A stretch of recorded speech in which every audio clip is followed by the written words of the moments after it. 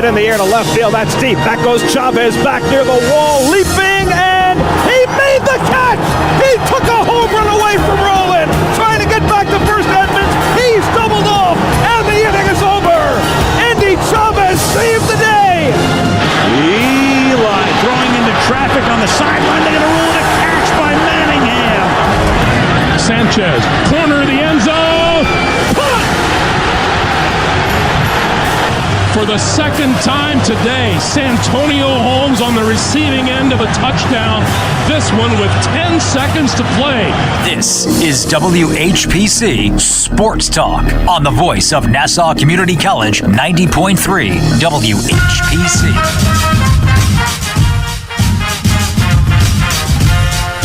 Fresh off the Christmas weekend, it is time for WHPC Sports Talk on the voice of Nassau Community College, 90.3 WHPC.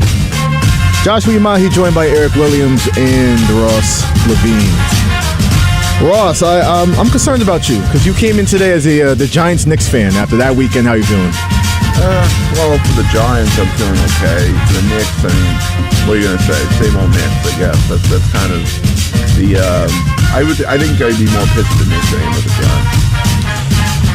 As a Knicks fan, I can definitely see where you're coming from with that. We'll get to the Knicks in a little bit, but I think Erik had a better holiday weekend with how his Cowboys did. Yeah, but the Suns did I'm not going to say they upset me because they played very well without Devin Booker, who played only 4 minutes yesterday and went out with the groin again. Cooked my parlay. Yeah, come on. Don't even talk to me about that.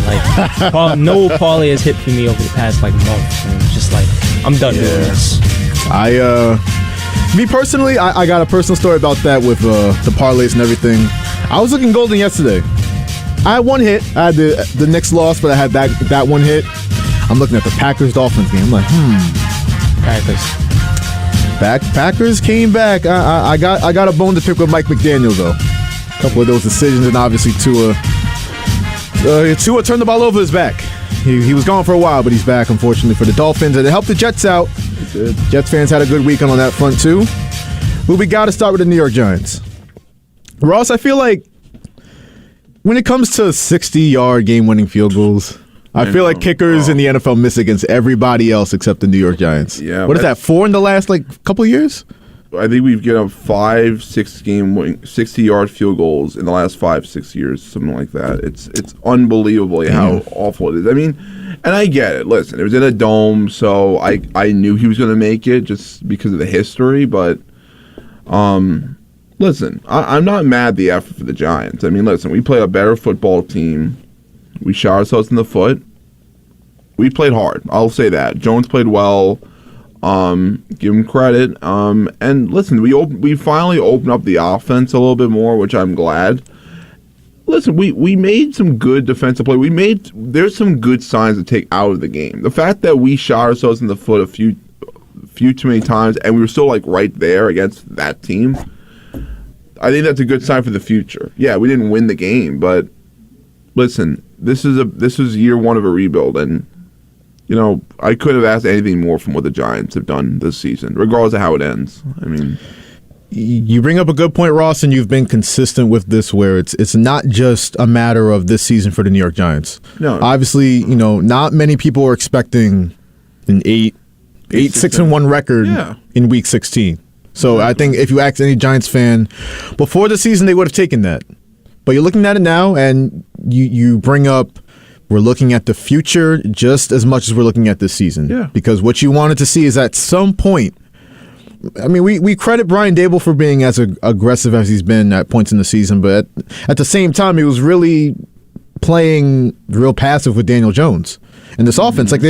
There was a sense that, and you've brought this up multiple times, so I got to give you credit, where it was Daniel Jones, they're scared to take the kid gloves off. And yesterday, you finally saw they were aggressive. They were a little more aggressive than they typically have been on offense, and Daniel Jones delivered. Reading the stats here. 30 of 42, 334 yards, 1 touchdown, had the 1 pick where, can you really fault him on that one? I mean, it was...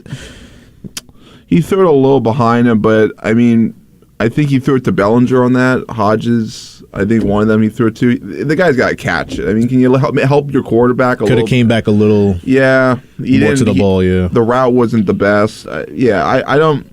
Listen, it wasn't the best throw, and listen, Dable even said it wasn't the bestest of throws. But listen, the guy's got to help out the quarterback. I mean, it's wasn't the worst interception. And listen, Jones threw the ball 42 times, so I mean, you knew he probably was going to throw one pick.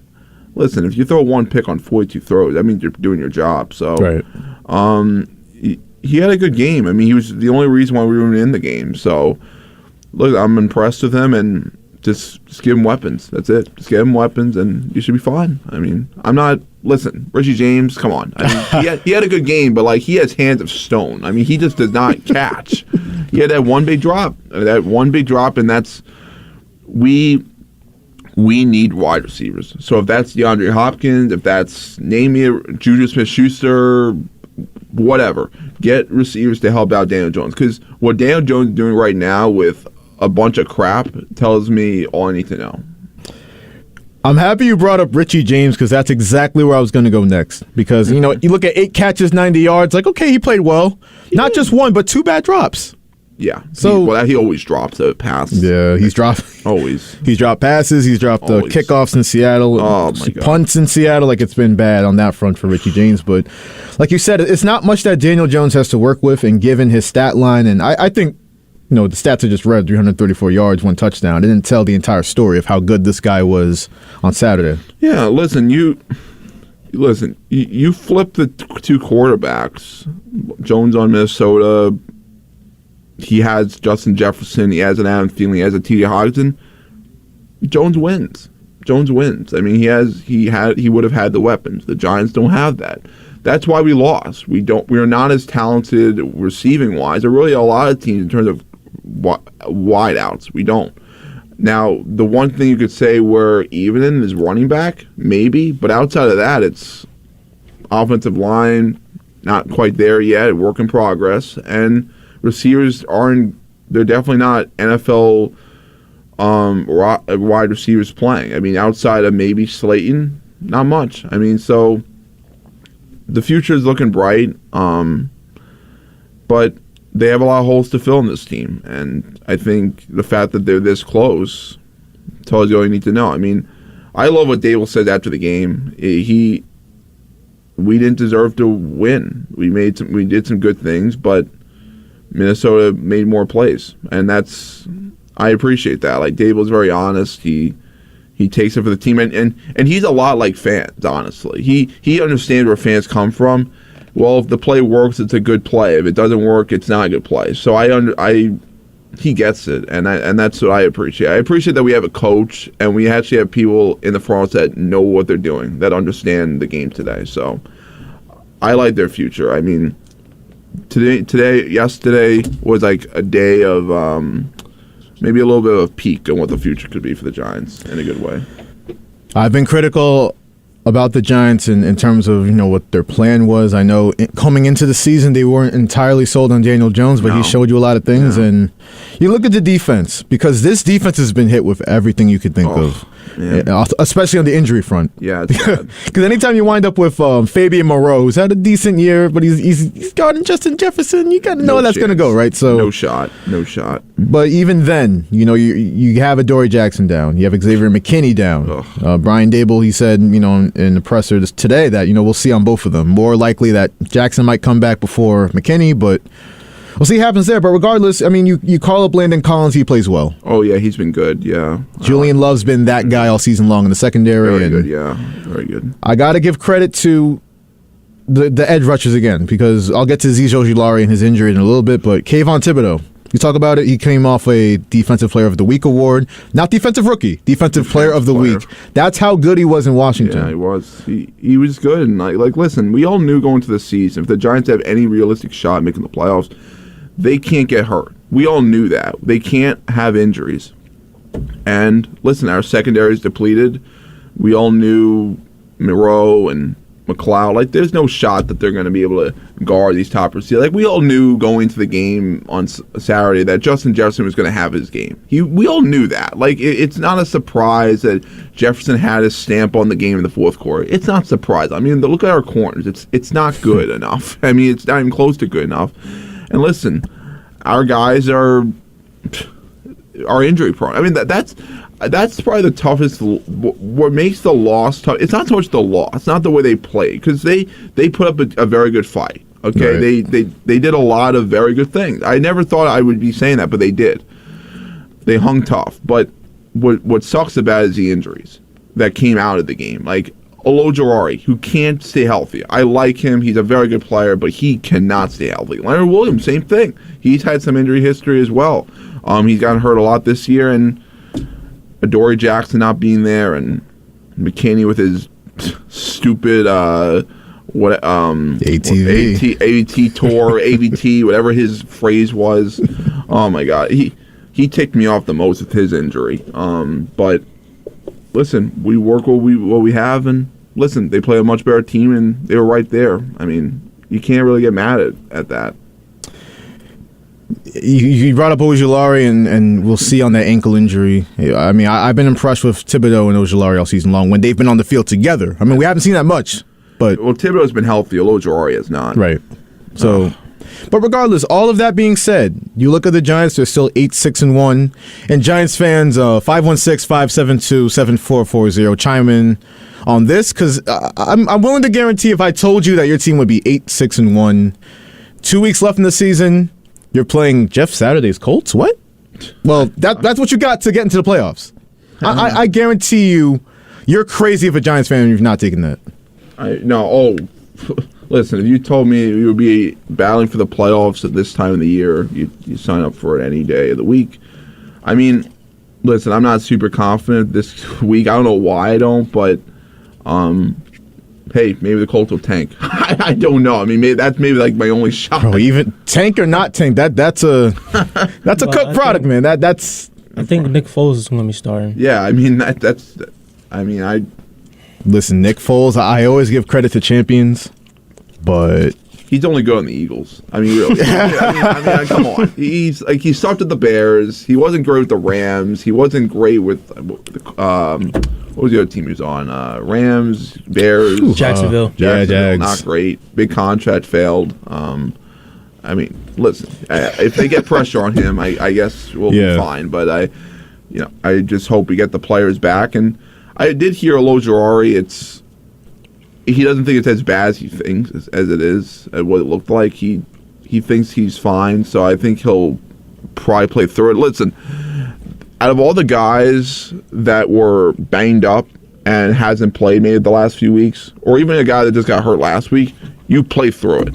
Like, especially McKinney, you play through that. I'm sorry. You got hurt when you didn't even play the football. So, that injury was off the field. You should be playing hurt. You're the captain of the defense. So, honestly, if there's anybody that should be playing hurt especially, it's you. So, you know what? Play hurt. I mean, I don't know what to tell you. You're better than any other option. You're a back. The other guys are backups for a reason. McKinney, play. That's all I'm going to say. Adoree, play. Whatever it takes for you to make the playoffs, you play this game. This is a playoff game. It's not. I know it's not. It doesn't say that on CBS, but these are playoff games right here. So all hands are on deck. You play through it. That's a great point. I mean, the McKinney thing, I've laughed about it the last couple of weeks because that's such like a Dave Gettleman era type injury. Yeah, that's on McKinney though. I don't know what he was thinking. I mean, it's like not what you want. No, you play through it. I'm sorry. You gotta help your guys out. I mean, listen. He said when he got hurt, I'll do my best to get back out there. Listen, if you're close enough to play, you play. That's what I think. And listen, I'm sure he'll be an upgrade even if he was a little bit banged up. I mean, it's as long as the Giants get pressure on Foles or whoever the quarterback's going to be, they should be fine. Foles will turn the ball over. Like if you get enough pressure on him, he will turn the ball over. So Foles is not allergic to turnovers. He can turn it over. Giants have a golden opportunity, and you know what? You look at that loss and you lose on a 61-yard field goal. That's the Giants thing. They love doing that. Oh, but Yeah. Or kickers love making them against the Giants. But I know. You look at the NFC playoff picture, though, literally every single team the Giants needed to lose lost. Yeah, exactly. That's why I'm not that upset about it. I was, let's put it this way, I was disappointed, I was annoyed, but when Washington lost afterward, I felt a little bit better. I wasn't that upset about it because, listen, they got the help that they needed, and listen, I woke up the next morning and was like, all right, we weren't supposed to win that game. I was hoping we were going to win, but the Colts game, that's the game you have circled on your calendar. Got to win that one. That's it. And I'm not super confident, but I hope they win. They got to win. Not just the Commanders losing, Ross, but you had the Seahawks dropped to 7-8, lost to the Chiefs. Yeah, Seattle got... Detroit, the hottest team in the NFC, lost to Sam Darnold and the Panthers. Got blown out, not even close. Yeah, not even just lost. They got curb stomped. Yeah, not even close. In Carolina. So you look at that, and then also the Packers. The Packers, they didn't lose, but they're 7-8. They're the 10th seed still. But I told Nico last week, who's not here, watch out. I think they have a run in them. They have Aaron Rodgers. Yeah. That defense is rounding into form. The only negative thing I can say about them is that they finally had Christian Watson and Romeo Doubs on the field at the same time, and then Watson goes down when Doubs has been hurt before. So we'll see how that shakes out. But if you're the Giants, you got to be the only team I would be concerned about is the Packers. Well, here's the thing: there's actually a path to where the Giants and the Pats both get in. Yeah. So if let's say Washington loses another game, if Detroit loses another game, and Seattle loses another game, then the Giants make the playoffs. Even if they lost their last two, they would actually make it. So I'm not banking on that happening, but.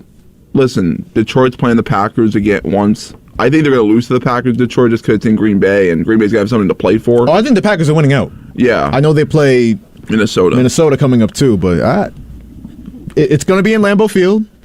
The Vikings, maybe they'll lose a one-score game. I don't think they're going to go undefeated in one-score games the entire year. I don't see that happening. And Rodgers is going to play it hard. He's not going to tank games. I mean, he's going to play and listen, he has the crowd. He'll have the crowd behind him. He'll play well. I mean, Seattle, they play the Rams and the Jets. So I could see them losing to the Rams. I don't know. The Rams play hard. Yeah, they do. I mean, since they've been eliminated, they do play tough. Since they got Baker, they've been playing hard. I didn't see this Baker Mayfield resurgence coming. I really didn't. But their running game's good. I just want to talk about that game briefly. Yeah. Just on the Rams played well. They won 1,000,000-6, but the Broncos, Russell Wilson, they're fighting on the sideline. They finally fired Hackett, though. Yeah, so it had to happen. No, it did. There was no question about it. You look just as bad as Urban Meyer. You know how bad that is? That's crazy. And it's 100% true. Because you look at not just how they lost, you never want to, as an NFL head coach, lose by 34, 35 points, but you had players, you had Russell Wilson, you had guys fighting on the sideline, offensive linemen yelling at backup quarterbacks. Russell Wilson, because he's always so aware of the cameras. It's like, bro, just forget about all that for a second. Your roster, the entire team hates you. Just talk to them man to man straight up. Don't have the football by your face hiding your lips. Just talk to them man to man. Yeah, he's done. I don't know. No, he's not done. He's not done because the Broncos have no choice but to keep him. No. I know that, but I'm saying physically he's done. I just think physically, not money wise. He just looks done to me. I don't know. It just happens. He had a great 10 years, but he's crazy. It happens. I've never seen can we think for a second a situation close to this where it was a Hall of Fame trajectory. I don't think he's a Hall of Famer personally, but Russell Wilson, he was on that trajectory, Super Bowl champion. He was regarded as a top 3 MVP for a lot of years. The second he leaves Seattle and goes to somewhere else with a different philosophy, different conference, whole different city, just falls off, completely falls off. I can't. Can you remember something like that happening? I can't. I was thinking about it. Not even Phillip Rivers did that. We're talking about a guy that won and had not just one game to win a Super Bowl. He had the reputation. This guy's a leader. This guy's a star quarterback. You get him, and what was the discourse about the Broncos preseason? Oh, they're a quarterback away. Drew Lock, meh. Russell Wilson, now we're talking. Now look. It's crazy. They're a failure. Maybe they'll bring in. Well, we'll see what head coach they bring in. I heard people talking about Sean Payton, but Let's pump the brakes on that one. Why would he want to go there? One, why would he want to go there? And if I'm the Saints who own his rights and can trade him, the Broncos don't have a first or a second round pick. Yeah, it doesn't make sense. Why would I trade him to the Broncos? What could you give me to justify that? So the Broncos, they're a cooked product. And I want to go back to the Packers game we brought up, the Packers-Dolphins game. The Packers gave Jets fans a big-time Christmas present. Or I can't even say the Packers, because it's Tua Tagovailoa. Tua did. Not the Packers. Tua just threw it like right at the Packers. Like all three picks were like over the throw, intercepting, pick. I mean, they weren't even hard picks. Like they were They were gift wrapped and like put a little bow on them too. Some writing on the tag. Like it was bad. Like you two guys and everyone else that's been on the show like know how big I've been on Tua. I think he got a bad rap last year. He didn't really have. It was a tough situation. But if you look today, I wonder how Brian Flores, the former Dolphins head coach, is thinking right now. He's like, I'm right. He was like, I don't like screw Tua. Like you should listen to me. Or well, now you talk about Brian Flores. That's not a bad candidate for the Broncos. He'd be perfect for them. Get a grown up in the room, hold people accountable. As long as he hires the right offensive guys. Because I think that's the one thing that, forget about scheme, forget about, offensive play calling. The Broncos need a leader in that locker room. Oh, 1,000%. Yeah. Like, if you're going to be fighting once you see fighting on the sideline, if it's your favorite team and you're seeing that, it's like, nah, we need a whole entire culture change. I've seen it with my team. I'm sure you guys have seen it with your teams. Like, that's when you got to really shake things up and get a grown up in the room. So I would love Brian Flores for them. The scariest fight I've ever seen on the sideline was the Dallas Cowboys when Greg Hardy was on that team. That was the scariest of fights I've ever seen. I mean, it was... Yeah, I remember that. Yeah. They really brought in Greg Hardy. That was scary. You looked at his eyes. His eyes were like lighting up. Like it was scary. He's definitely a scary dude. He's not... You don't want to see him down a dark alley with nobody around, that's for sure. But he's a scary guy. He's a scary dude, but... Back to the Packers and the Dolphins. Like Tua, he gave the Jets a big time Christmas present. And if you're looking at the Jets now, it's looking up because you don't have to deal with Zach Wilson anymore because Mike White was cleared by Jets doctors today. And if everything goes according to plan, he'll play the final 2 games of the season, that being at Seattle and at Miami to close the year. Yeah. So, my prediction, I mean, I guess it could change if White plays well, but whether he plays well, decent, I'll even say he's not good, but I think Garoppolo's the Jets quarterback in 2023. I just have that feel for me. It's not Zach. That's pretty obvious. Not Joe Flacco. It's just going to be Garoppolo. I just have that feeling. You said that on the phone on, I think it was Friday? Yeah, on the phone I said that Friday, yeah. I was thinking about it. Because if you're the Jets, I feel like you should be considering how great the defense has played and everything else. I would more be in on the Lamar Jackson sweepstakes. Oh yeah, listen, if Lamar's a free agent, they're gonna go after him. That's gonna be their backup plan, Garoppolo, if they don't get Lamar. That's my opinion. I don't know. The reason why I say that is just because you look at it like this. Salah's gonna be in year 3. He's going to want to win. Mm-hmm. Douglas is now in his 5th year of a 6-year contract. He's going to want to win. They're not going to take a young quarterback. If they're going to, unless it's Lamar, they're going to take a veteran quarterback that they know. They know Garoppolo well. Saleh knows him from the Niners. Mike LaFleur knows him from the Niners, unless they change coordinators. But either way, Saleh knows him from the Niners. So Garoppolo knows the system very well, and what with Garoppolo is he's not going to turn the ball over, and Zach Wilson turns the ball over. They're going to want. I think they're going to want to either strike big, or they're going to think realistically, or they're going to have a battle for the quarterback position. It could be with White and Gardner Minshew. You never know. It could be so many things, but I think they're going to want to strike big. Me and Eric were talking about a pre-show. Like, even if you got a guy like Gardner Minshew with that Jets team, Gardner Minshew, I like him. Because he's not a typical game manager that you would expect a backup quarterback to be. He can make some big-time throws. He can make some real, NFL-type throws. Yeah. We saw in that great Eagles-Cowboys game that saw the Cowboys come out on top. But Gardner Minshew, they didn't lose due to him. No. All right, his 2 interceptions, the decision-making on those, that was pretty bad. But, other than that, he played a very good game, I feel like. Yeah, he's a good quarterback. I mean, he's not. Is he a superstar? No, but maybe. Listen, the Jets are going to probably want to strike big. I mean, that's why I just think it's going to be somebody like a Garoppolo. It could be somebody like Lamar Jackson. I mean, those two quarterbacks for me are going to be the Jets' starting quarterback in 2023. It's going to be one of those two guys because they're not going to want to go out there and get somebody that's going to compete with Mike White. They're going to get somebody that's going to start Saleh's job is going to be on the line next year. I'm pretty sure he's going to want a guy that's more stable, somebody that you know what you're going to get out of him. I mean, Mike White, as good as he's been so far, I don't know what you know you're going to get from Mike White next season. They're going to want to get something that's established. It was, like I just said, it was obviously a great weekend from the Jets.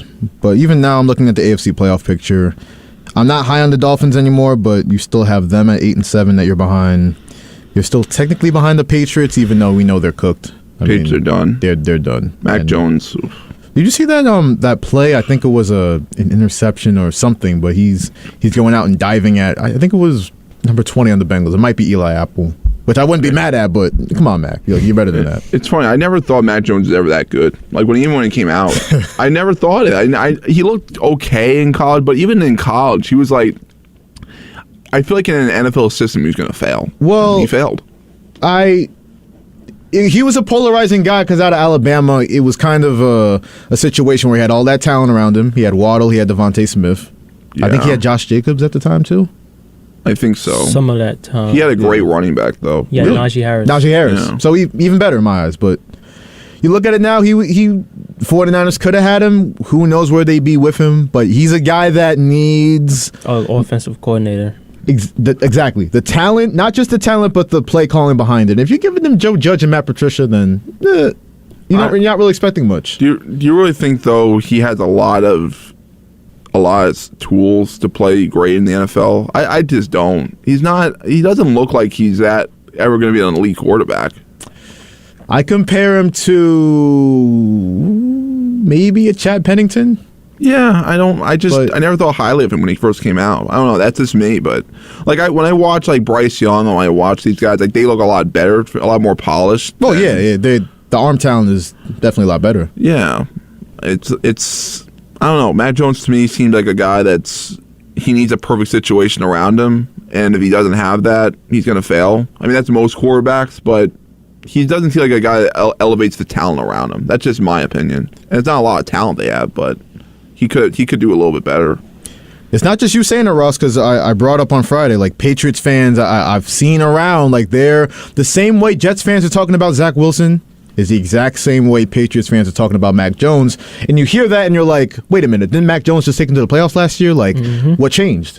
Well, Patriots fans, whatever they're seeing, I don't claim to watch every Patriots game, but they're definitely losing a lot of patience with Mac Jones. So we'll see if they can make it into the playoffs. That's just because of what they had over the past 20 or so years because they had Brady all that time. So exactly. It's like you're spoiled now. Exactly.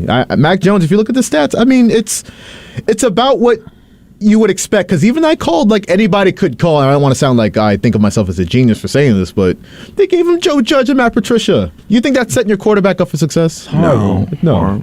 Matt Patricia is a defensive coach. Defensive coach. Joe Judge is a special teams coach. Yeah, failed head coach, too. Failed head coach. So they're both failed head coaches. That's what Bill Belichick gave Mac Jones and thought it was going to be a good idea. But speaking of Patriots offensive coordinators, the Raiders are still technically in at 6-9, but they're not making it. They stink. They stink. They blow lead. That's the Raiders. I was disappointed when the Giants lost. I'd rather lose the way the Giants lost than the Raiders. Their loss. They blow leads. Like the Giants didn't blow a lead. They just lost on the field goal. But yeah, I'll remind everybody because I'm not afraid to laugh at myself. Like I picked the Raiders to win the AFC West.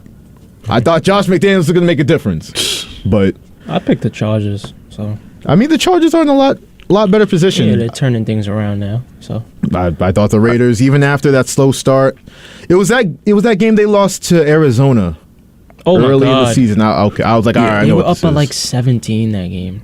And you lose on a Byron Murphy fumble recovery. They were fumbling the ball all over the place to close the game. Like that's the. It's not good. So the Raiders, they're technically still in at 6-9, but we know how that's going to end up. See, I hate to say this because I do think he's underrated, but Derek Carr's done with the Raiders. Maybe he's the Jets quarterback. It's possible. I mean, I could see it. They're probably going to cut him. The Raiders. It's a matter of time. They're not. They don't. I don't think the Jets even have to trade for him. I mean, he's going to get cut. Why would you trade for a guy that's going to get cut? I'm stuck on the Raiders because I don't think I don't know if in their front office's mind they're like, all right, they blew a lot of leads, yeah, but McDaniels, he's on a long contract. I know. No, you're right. I'm telling you, they might run it back with everything we're saying. I'm telling you. If the Raiders need to do it better than the Cowboys did, then they don't need to announce that they're going to cut Derek Carr. You wait for the trade offers to come in. Then if you don't like the offers, then you be like, all right, you know what? We think about cutting him. Right. The Cowboys did it wrong. You announced you was cutting Amari Cooper and an actual trade offers. How was that supposed to work? And then you got a 5th round pick for him, 6th round pick. That's a good point. Like it's when we see it a lot. That situation's actually the core example because you can't just. There's an art to going about off-season moves. Like you can't just tank your assets value by saying, "Okay, we're going to cut this guy." Like, and then hold up, we want to trade him and see what we can get. Like you already told your peers what you're going to do, what your plans are. Yeah, listen, that's like the Giants with Bradbury when he was on the Giants. Everybody knew the Giants were going to cut him because they couldn't afford him. Right. And then that's another good example. Yeah, so we all knew like that nobody's going to trade for him, and therefore. We had to cut. And by the way, when we cut Bradbury, we didn't want to cut him. We cut him because we had no money. That's why we cut him. And then before you know it, unfortunately, when you cut the guy, you have all other teams have every chance to sign you. And unfortunately, the rivals, Philadelphia Eagles, signed. So that just was unfortunate, more so than anything. Last team, and we'll see what the Raiders do.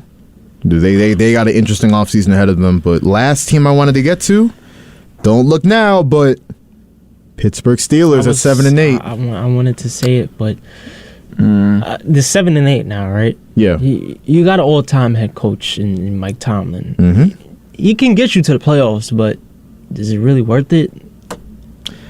You got a young quarterback. He's not ready yet. Pickett's definitely not ready. Pickett's not ready, but I think it would help him out and help his confidence a lot if he got to the playoffs. It would. Because look at the Steelers.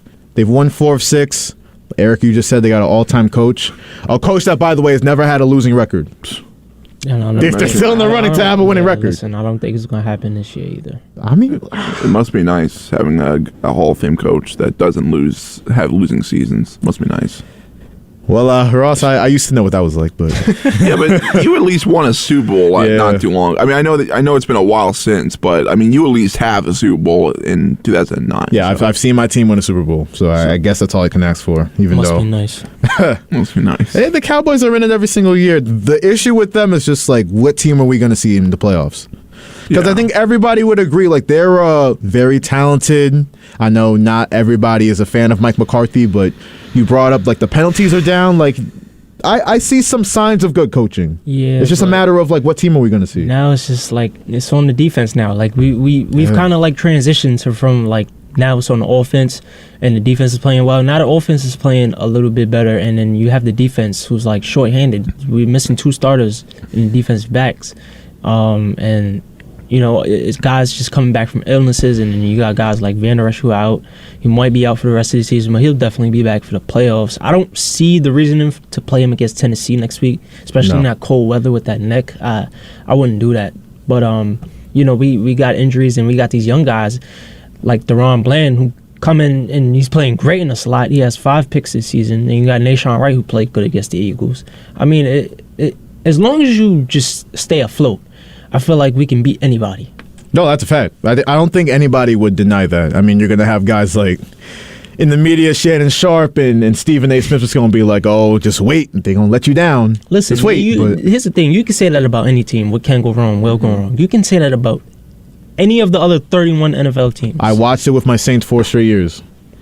We had a great team 4 straight years, but something just went wrong every single year. But including the officials.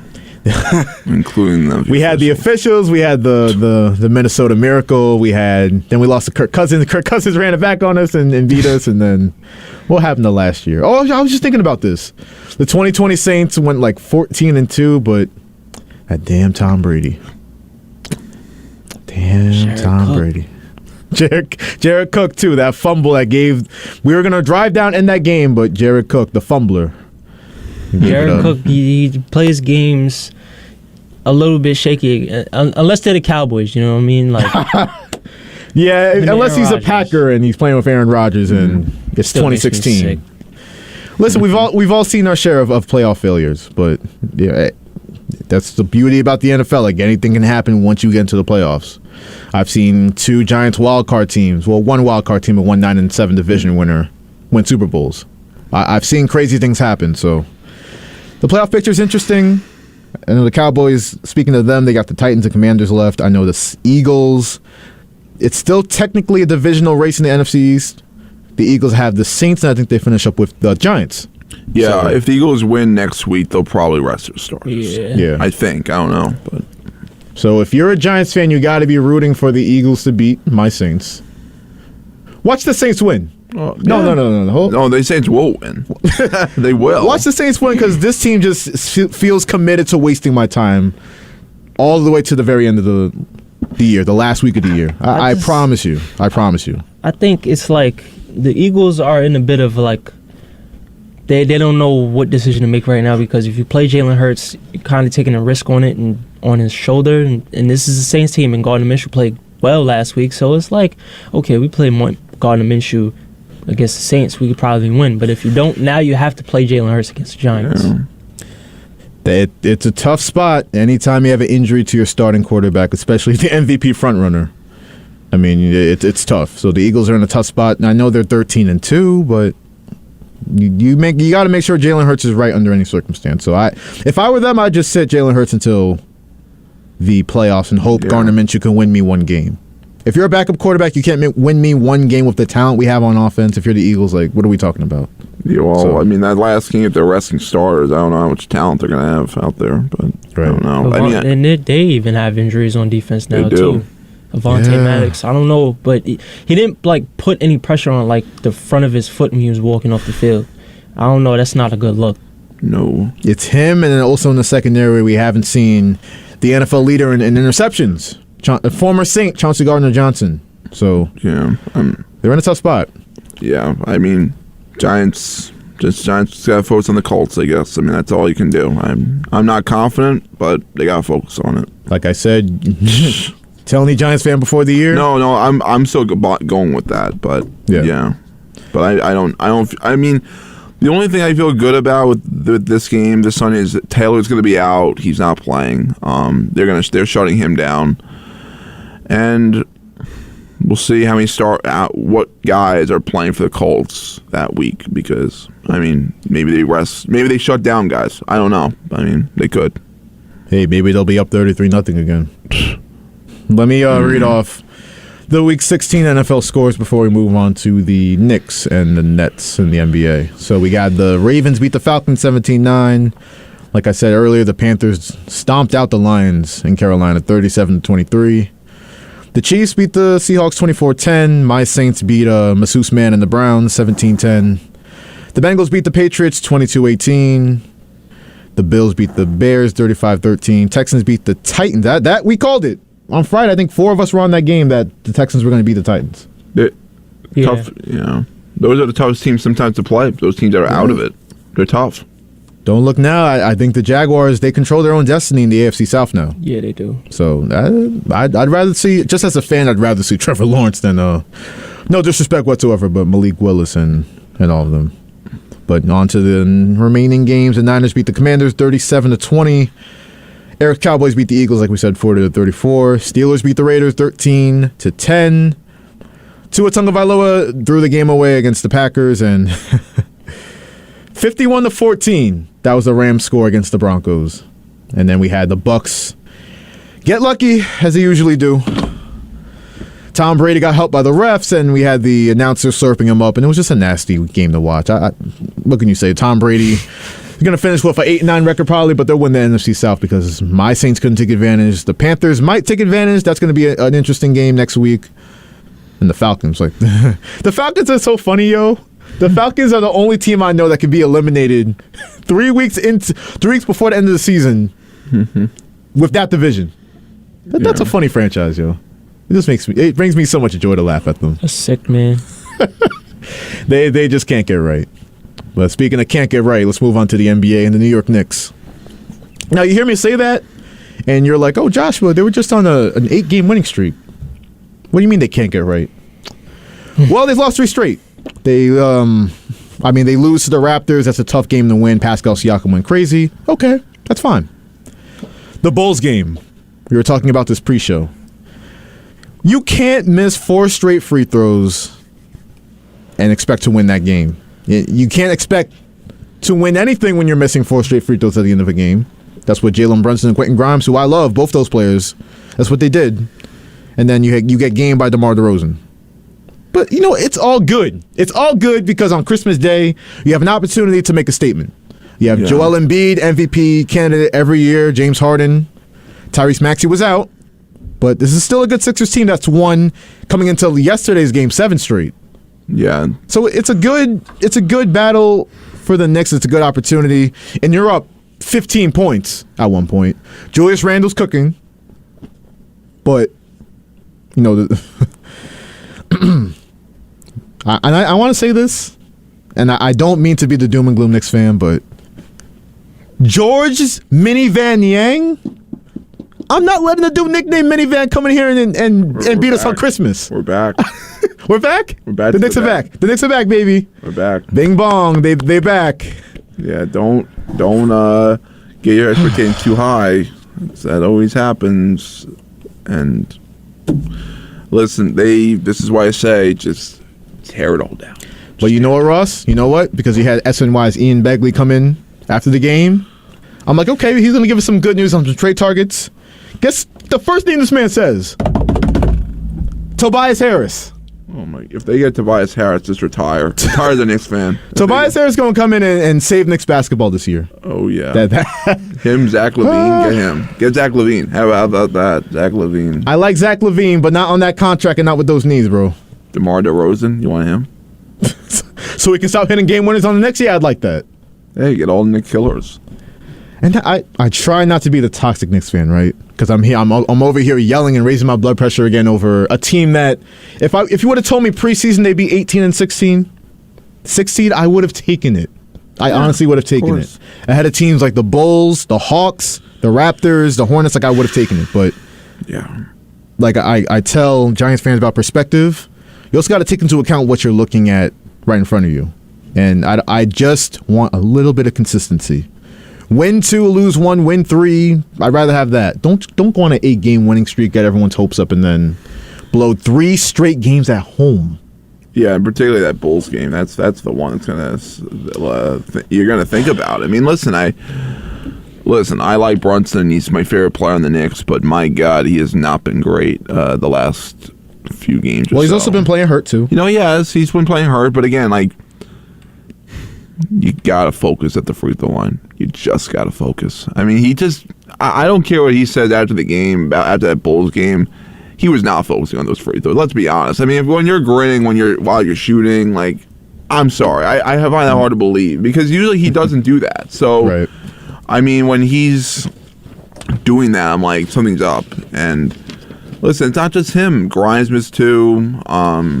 Guys missed shots, and then it's just a mess after that. I mean, listen, they're too inconsistent in the sense that they'll go on a run, then they'll go for 5 minutes out scoring a point. Like, you just can't have that if you're going to win games. And listen, defensively they were doing very well. Now they're kind of struggling again. But listen, this is what happens when you're not. You try to stop Harden and Embiid.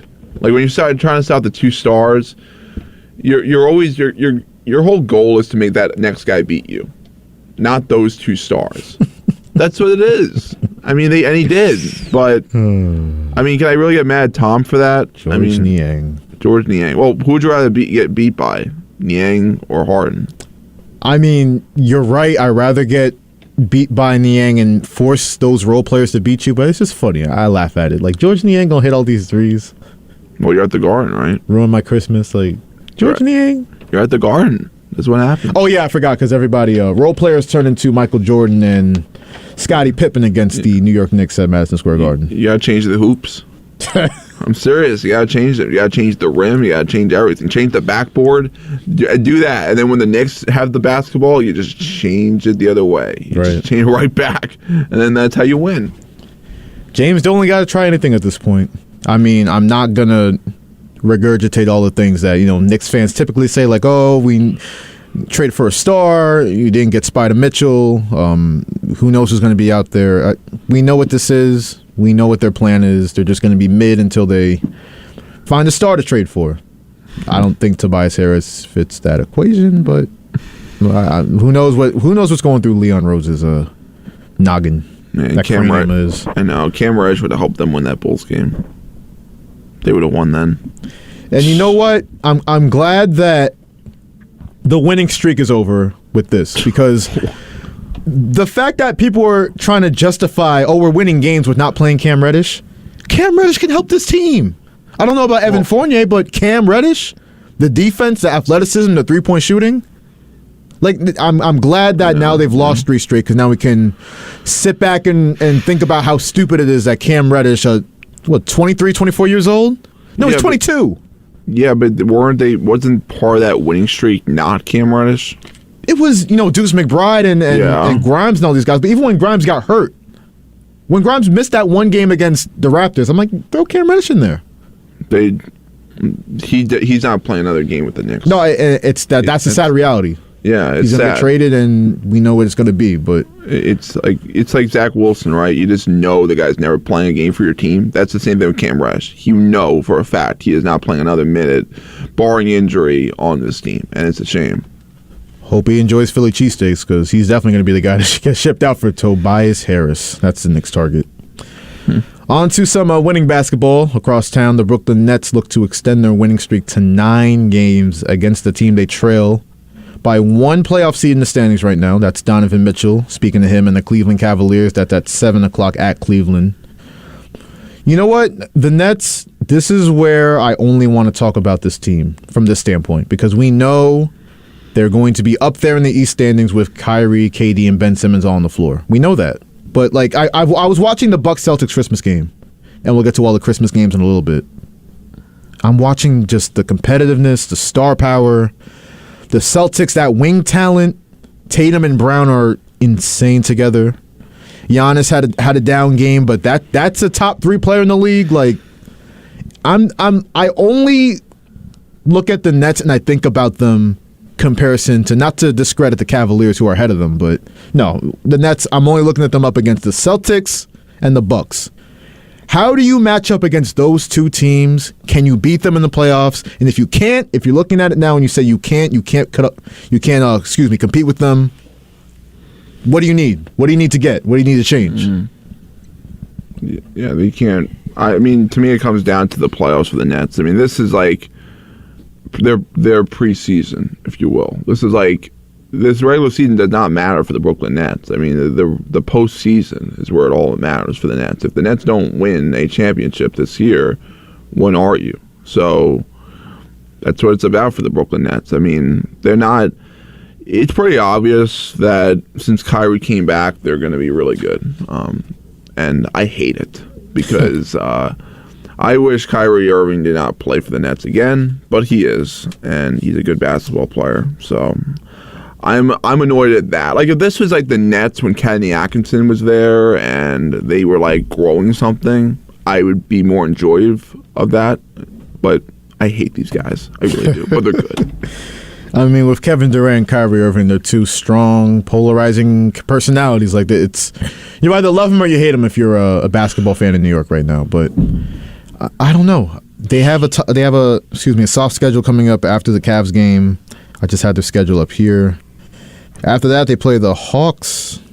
They play the Hornets. They come home to play the Spurs, like Bulls and the Heat, and who's disappointed, and the Thunder and teams like that you have coming up. So the Nets have an opportunity to get some continuity together. And that, aside of everything you want to talk about the Nets last year in terms of Kyrie with the vaccine and Kevin Durant missing games and Ben Simmons not playing a single game and James Harden demanding a trade, like every little funny little thing we wanted to poke the Brooklyn Nets with, like if this team has the continuity that they didn't have last year, that can make a difference.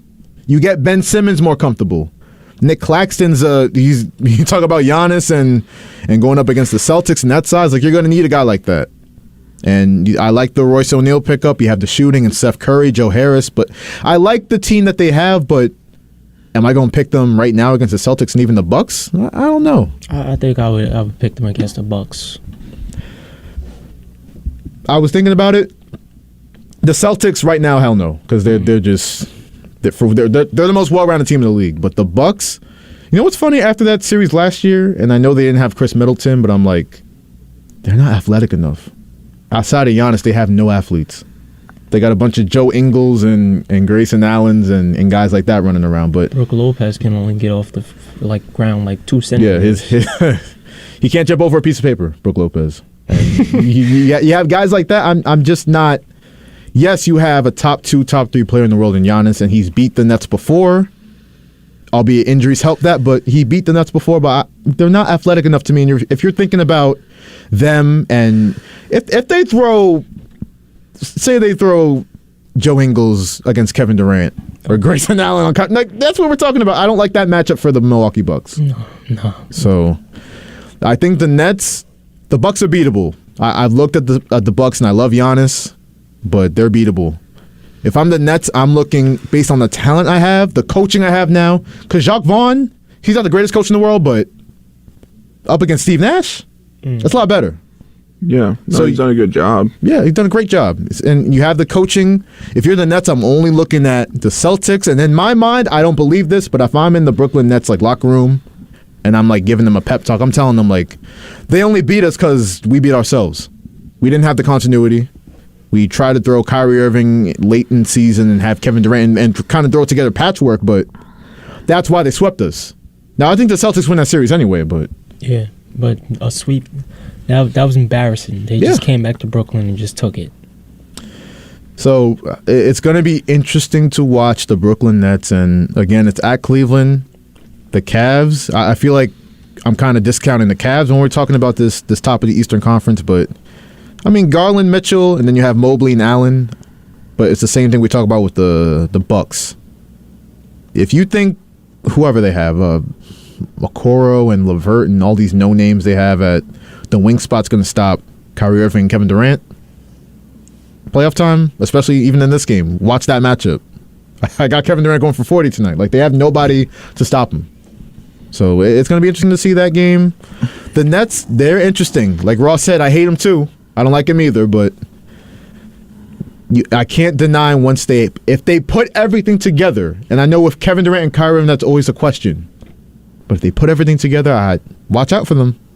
They'll look to extend their winning streak, like I said, to 9 tonight. Before we get out of here, I wanted to bring up the New York Mets. So over the weekend, I think the news dropped on Saturday morning. Yeah, Correa. Yeah.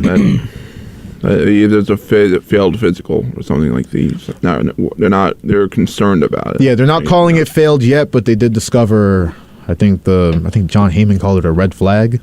Yeah, I mean, they're still trying to work it out. They still hope they get a deal done. They're pretty confident they will.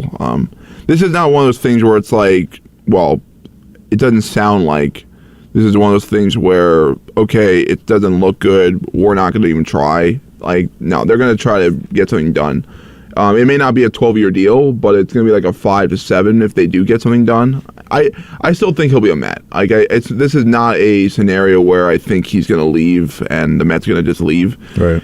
It seems like Correa kind of wants to be here, and it seems like the Mets still want him. It's just a matter of they're going to work this out. I'm not panicking over this.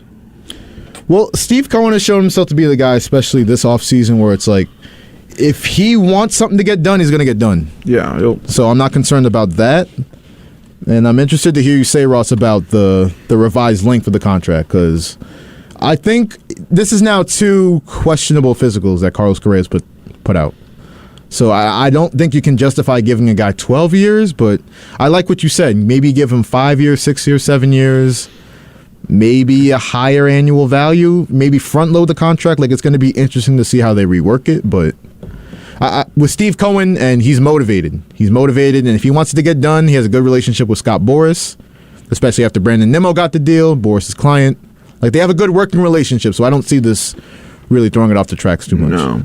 And also, like, where would he go? I mean, if you really, let's be honest, like, where is he going? I mean, I think the Mets, it's really it's really this them. I mean, the Mets, they want to get this done, and it seems like Correa kind of wants to be here as well, so I'm not too worried. I mean, Conforto going to the Giants is pretty funny because, I mean, the Yankees were looking at him, and the Mets, there was always that interest that a reunion could happen, but no, he goes to the Giants because they lose out on Judge. The Giants, they're going to lose out on Correa, so that's their new star, Michael Conforto. Who would have thought? I mean, they had all these other opportunities, and that's who they come up with, Michael Conforto, after a season where he never even played a game. I mean, not the greatest of all season if you're a Giants fan. Poor San Francisco Giants fans, because they had Arson Judge for like 5 minutes, and then that didn't work out. And then who was after that? They lose Carlos Rodon to the Yankees too. Yeah, and they lost Correa. It seems like he's gonna be a Met, but they had a rough offseason. That's not what you want if you're a San Francisco Giants fan. Well, they couldn't even get Swanson. I mean, they couldn't even get those guys. I mean, Swanson would have been. Yeah, I mean, he went to the Cubs, which is weird, but Hey, good for us. Good for Mets fans. No, I know, but just like for Swanson, like you went from a team that, you know, in the Atlanta Braves that wins the division every year, now you're going to the Cubs. Like, I mean, I guess he just went for money. I don't know. Yeah. I mean, he won his championship, I guess. I mean, he did. I mean, the Braves wanted to be cheap. They committed to. I mean, the Braves, what they do, they lock up these young guys to long-term, short money contracts, and maybe Dansby Swanson wasn't rocking with that. He's like, no, I know my worth. I think wherever I have to go, even if it's Chicago, to lose 90 games next year, like I want my money. I want to get paid. Yeah, I mean, the Cubs, they probably want to try to contend at some point. So, you know, they're not actually. They may seem far away. The Cubs are not like that far. They're not Oakland. Oakland's far. They strike me, the Cubs, as like a last year Miami Marlins type. Yeah. Like they're going to lose games, but they'll be competitive and give the teams in that division a lot of trouble. They're not in a great division. Really, no. Yeah. The Cardinals, I think there's really no team in that division that this offseason you can say really set themselves apart. Yeah, Brewers, yeah. So, the Brewers too, like, the Brewers are the typical small market team I laugh at, where they're like, didn't their owner vote against Steve Cohen? Yeah. So, I mean, if you want to, and I'll say this, and this will close the show, like, if you really want to clown, or not clown, because you can't really clown the guy, but if you're going to criticize Steve Cohen for spending money and wanting to win, just because you don't want to do the same for your fan base, what's that got to do with Steve Cohen? So I don't understand that, but we'll see if the Mets can get the Correa contract done. We covered the Giants, Jets, Knicks, and Nets. Got to the Mets in this hour. Thank you for listening once again to the voice of Nassau Community College, 90.3 WHPC. From Erik Williams, Ross Levine, I'm Joshua Umahi signing off. We'll see you tomorrow afternoon